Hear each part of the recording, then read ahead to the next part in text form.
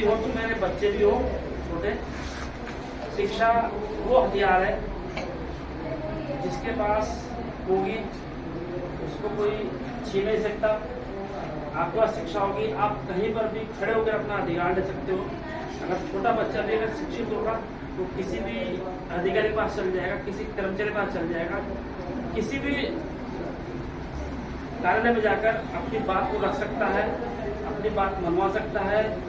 शिक्षा एक ऐसी चीज है कि आपको कोई किसी कार्यालय में कोई अगर प्रार्थना पत्र देना है तो प्रार्थना पत्र देने के लिए आपको लिखना आना पड़ेगा, पढ़ना आना पड़ेगा। आपको किसी अधिकारी के पास जाना, आपको ये नहीं पता कि मुझे जाना कहाँ है, वो अधिकारी आपके सामने बैठा हुआ है, आपको पता ही नहीं है क्योंकि उसकी नेम प्लेट लगी हुई है, नेम प्लेट आप पढ़ नहीं पाओगे।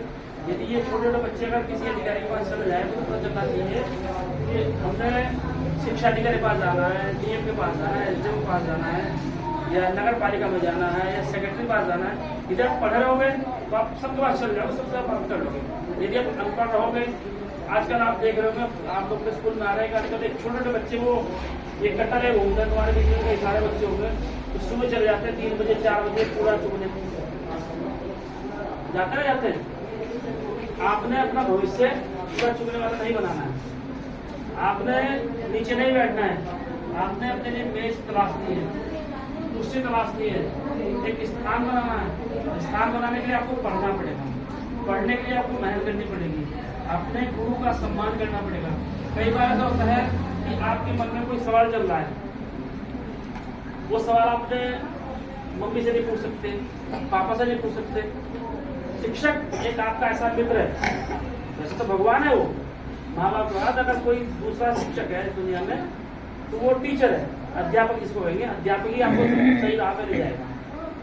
आप उनसे बात कर सकते हैं। शिक्षक आपका दोस्त है, यदि आप अपने दोस्त से कुछ भी बात करेंगे तो आपको लगेगा कि ये सही सलाह दे रहा है।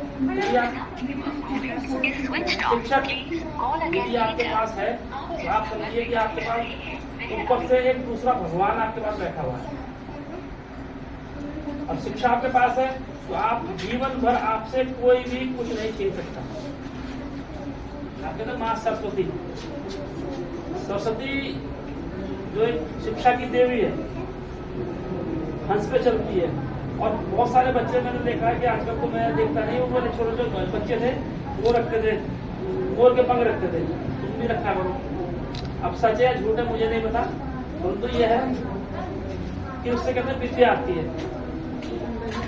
यदि आप पढ़ेंगे तो आप कहीं पर भी खड़े हो सकते हैं। यदि आपने पीछे चलना है, दिहाड़ी मजदूरी करनी है, ठेकेदारी करनी है, काम वो भी है, परंतु जो सम्मान का जो स्तर है वो उसमें नहीं है। यदि आपने सम्मान के साथ रहना तो आपको पढ़ना पड़ेगा, उसकी लड़ाई लड़नी पड़ेगी। पढ़ोगे तभी लड़ोगे, अगर आप नहीं पढ़ोगे तो नहीं लड़ोगे। कोई भी आपको कुछ भी कहकर चला जाएगा, आपको बोल नहीं सकते। आप बच्चे हैं, कहीं आप बहस कीजिए किसी को कोई जानकारी नहीं है, आप सवाल पूछिए, इनसे पूछिए, हमें पूछिए। हमारे स्तर का कोई सवाल होगा, हम बताएंगे कि आप इसमें ऐसा नहीं है, ऐसा होगा।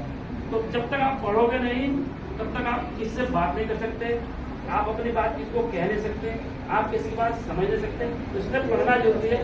पढ़ाई है तो आपकी जीवन भर की लड़ाई है।